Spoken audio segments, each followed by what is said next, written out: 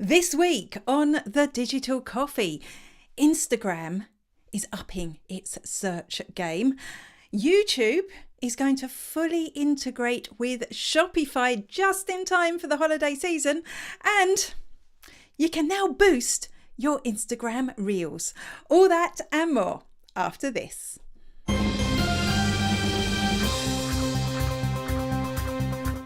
Good morning, and welcome to the Digital Coffee. This is your weekly dose of digital marketing and social media news. My name is Amanda Webb. I almost forgot to pick up my mug then.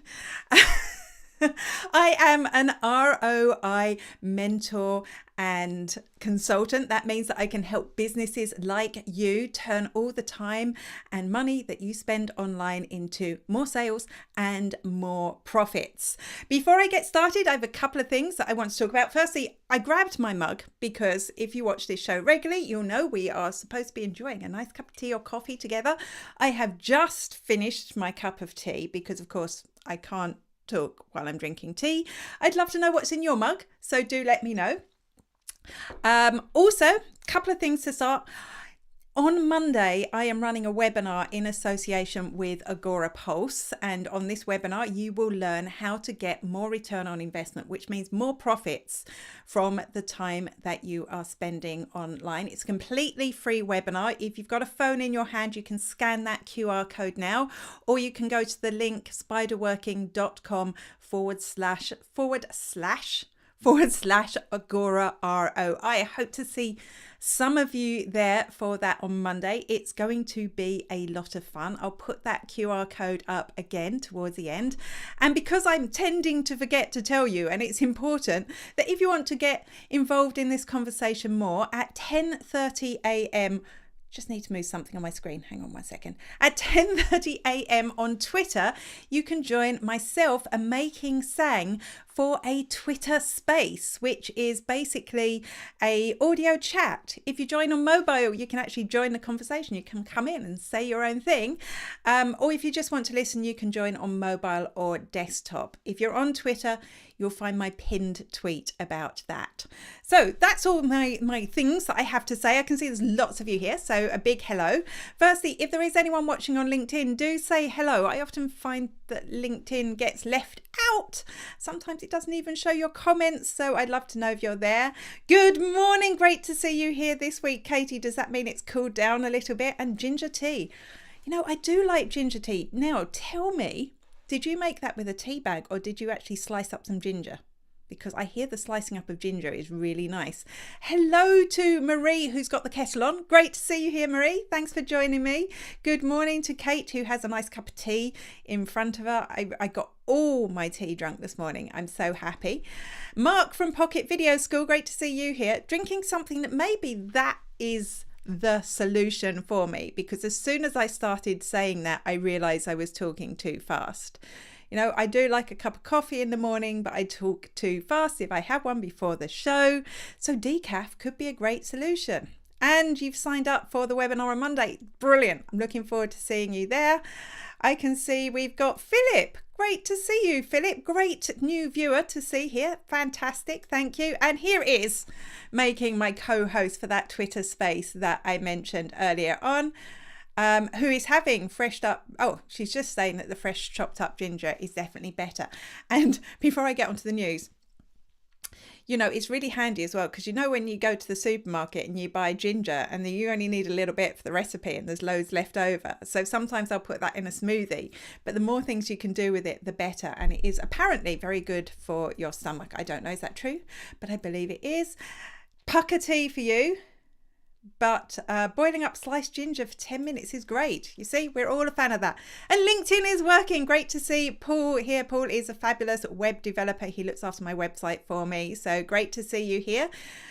You've got a coffee from your favorite local cafe. You know, my local cafe that actually does the best coffee in the world. I mean, you have to come to Athy to have it. But, you know, that's the thing. They've started doing iced coffee. So I thought I might get one of those later. Yes, and nausea, Katie's saying ginger tea is good for. Right, Okay, you're here to listen to the news, really, aren't you? So I should probably talk about the news. Let me grab my notes. And in the meantime, let's have a look at Kyra's divine camping site. Hi, I'm Kyra Fingleton from Glamping Under the Stars, and you're watching The Digital Coffee with Amanda Webb. You can now turn your Instagram reel into an ad by clicking a promote or a boost post. You don't need to go into Ads Manager on Facebook or Meta or whatever you want to call it and do it. You can actually do it directly from the reel, which is a lot more accessible for a lot of people. Now, there's a problem with this, of course, because now that this boost reel button's there, are we going to see a whole load of low quality reels in there? Because you know what? You know the reels you shouldn't be boosting are the ones that you put up there and you think they should do really well, but they're not doing really well. You shouldn't go, well, I'm going to force it to do really well by spending some ad money on that. No, please don't. Because that's going to be a waste of your money. The reels that you should boost are, if you think about the purpose of a reel, an Instagram reel reaches a massive portion of people outside your existing audience. So if you have a reel that's doing really well, not just by the reach, not just by the engagement, but you're actually getting people to follow your account as a result of the reel. And if the reel is on message for your business, so it's not just, a cute cat, unless you happen to have a pet business like Kate does there. If it is actually attracting the right followers, that is the reel that you should boost. Let it do a little bit organically first, and then if that works, click that boost button and it should do even better at driving more followers. I think this is going to be a fabulous way to grow your followers on Instagram. But there's a downside. You can't just boost any old reel. There are specific ways that a reel has to qualify. Firstly, it has to be under 60 seconds. So always think that, even though you've got the longer version now, you want to keep it under 60 seconds. Secondly, it can't have any interactive stickers on that. So we can add poll stickers and slider stickers to our reels now. None of that. You can't be using any face filters or camera filters from Instagram. You can't be using any copyrighted music, so any of the music that they have within Instagram, any of that will make it ineligible for boosting. But once it meets those parameters, you can go and you can boost, which I think is going to be hugely valuable, because we know that reels can, if you get it right, get you the right followers. So this could really help that big problem that so many of us have, which is attracting new followers. I'm Louise Brogan, host of LinkedIn with Louise, and you're watching Digital Coffee with Amanda Webb. Last week we learnt that Generation Z, which is the youngest generation that we're currently spying on, Generation Z tend not to use Google search so much, but they use Instagram search and TikTok search. And this came from Google's own mouths. They're saying, look, these people aren't, we need to adapt so that people will want to still use our network. But this week, Instagram upped its search game. They have brought in map search. And what map search does is, when you go into Instagram, when you go into a specific place on Instagram, it will show you other locations nearby. It will show you photos from users that have been taken in that location. And you'll be able to filter those results by cafes, restaurants, salons, other businesses. You'll be able to go in, you'll be able to see user-generated content, of course, content that business has created itself. And I think this will be fabulous. I think this is going to be really useful for when people are traveling. I know when I'm traveling, I tend to look at Facebook and Instagram more for local businesses than I would Google. Well, I do a bit of both, but having the actual photos will really help it compete, I guess, with Google in that search. The downside is that when I went in here, I do have this function, and I went into my town and there were a number of places highlighted. But when I filtered to cafes, of which there are, I'd say 4 at least in town, maybe more that I don't even know about, nothing came up. And when I filtered for restaurants, which there are, I'd say 4 in town, different places, nothing came up, which I was kind of surprised about. So does this mean that those businesses haven't correctly categorized themselves? So that's the reason they're not coming up in the search results.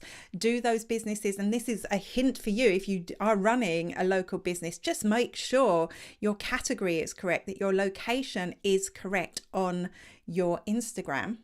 And once that's done, make sure you're tagging your own location when you're putting your photos, when you're putting your stories, and when you're putting your reels up on Instagram, and try and encourage others to do the same.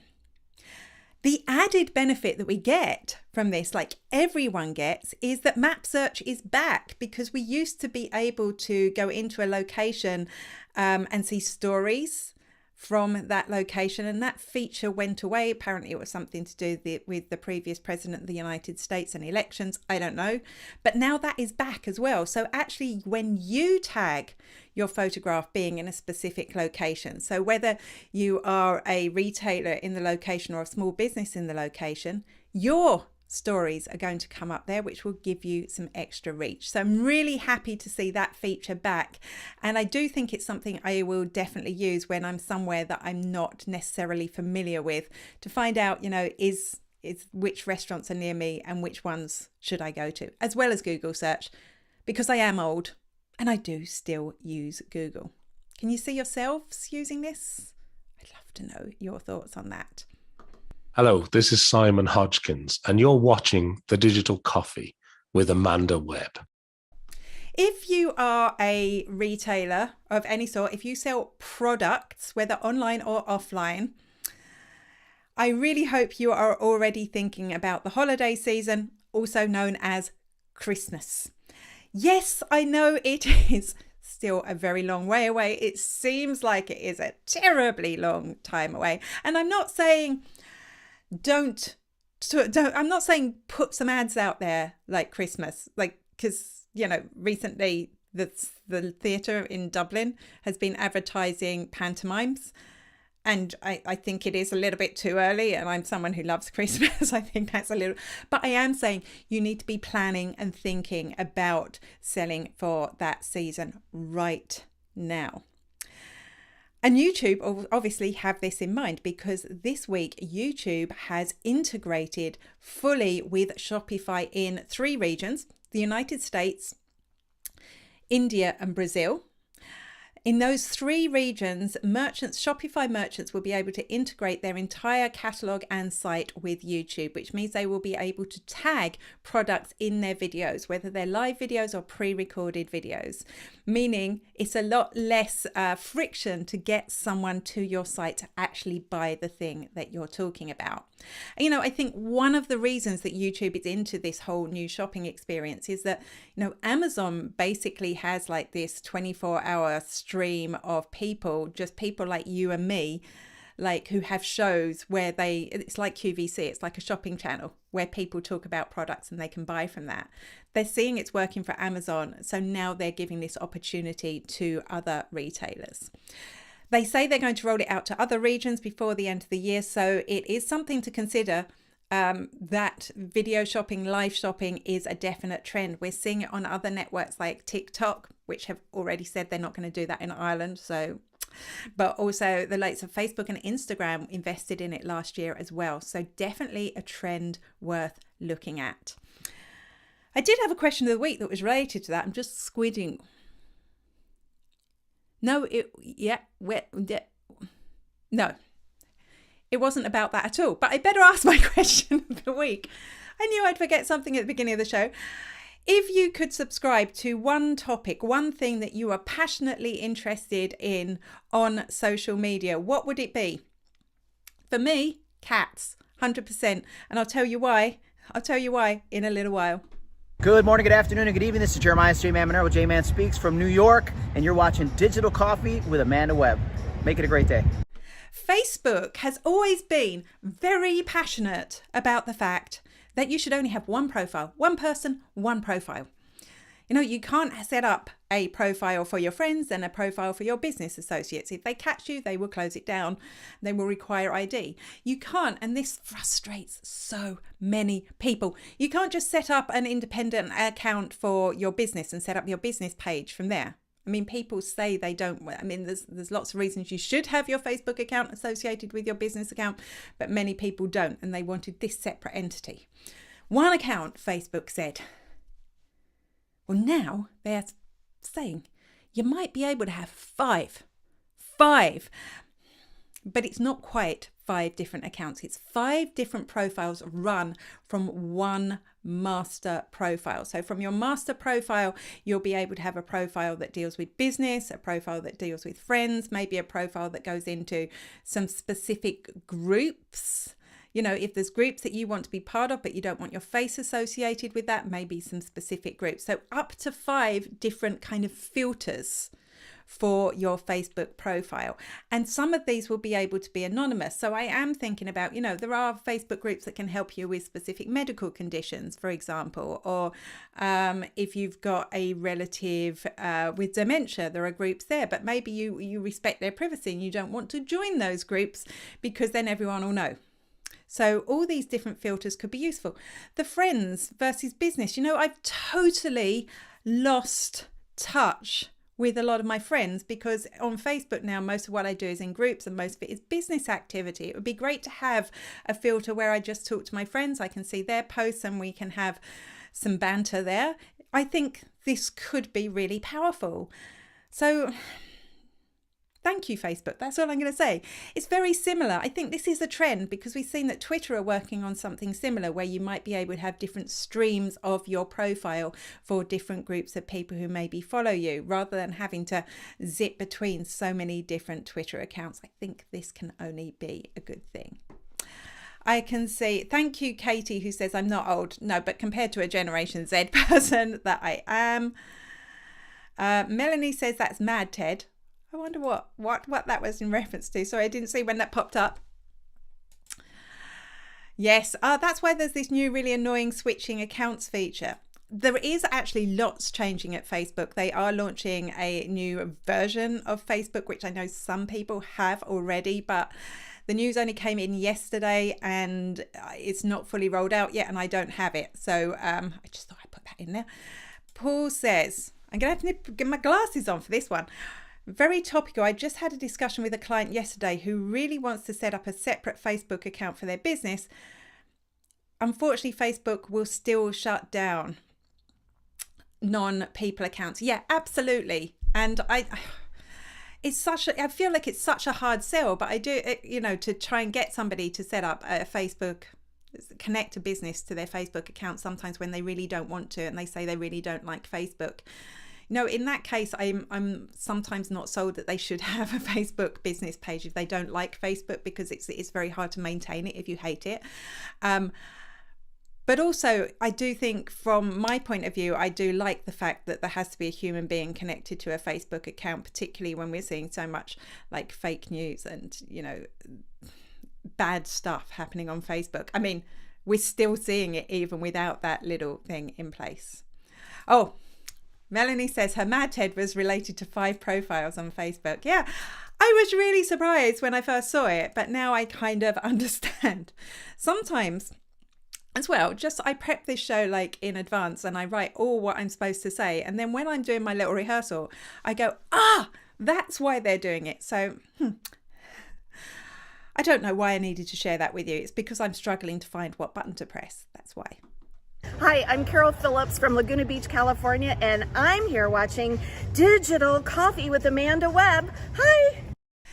Snapchat will now be available on the web. You won't need to download an app. You'll just be able to go into your browser and access Snapchat, but only if you're a Snapchat Plus subscriber. You may remember a couple of weeks ago, we talked about the fact that Snapchat was going to go subscriber and they were going to give new features to people who subscribe to the service, which is about, I think it was about $5 a month. It may have been a little bit more. I thought it was a little bit expensive. But this is the first feature they have rolled out that is just for subscribers for now. It will be launched to everyone eventually. So what it is basically you'll be able to log in to your browser, you'll be able to go to snapchat.com, and you will be able to access Snapchat, access your chats in Snapchat, but also you'll be able to have live video calls with your connections within Snapchat. So it's taking a little bit of the Zoom action, or I don't know, is House Party still going, or I don't even know what tools the youngsters who use Snapchat use. But integrating the live video calling, I think, is genius. There's two things I want to say about this. Firstly, young people are using laptops. Clearly, if Snapchat think this is a thing, the fact that you'll be able to access it through the web, we're seeing a return to laptops, not just phones, which I think is interesting. And the second thing is, I think this is a really clever way for them to launch their subscription. So firstly, they would have had beta testers in the past. When they launched a new feature, they would have had people who were in a beta group that got to test them first, and they could see how they work. Now people are actually paying to be those beta testers. But also this would be incredibly enticing if I was a Snapchat user. It would make me want to subscribe to this service to get these new features first.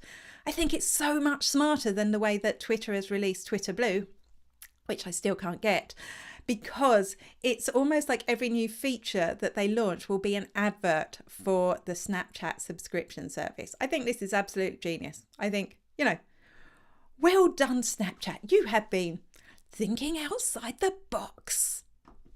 I'm Esther. And I'm Melanie. From the Monday Morning Marketing Podcast. And you're watching The Digital Coffee with Amanda Webb. You may have noticed recently, if you've been on LinkedIn, that now when you want to share somebody's post, you get two options. You can either share with your own comment, or you can repost that post. Well, it looks like that LinkedIn are actually going to add a specific repost button, which is interesting, isn't it? Because you always think that when you're sharing on social media a post from someone else, it's going to be more valuable to your audience if you add your own commentary and say why you're sharing it.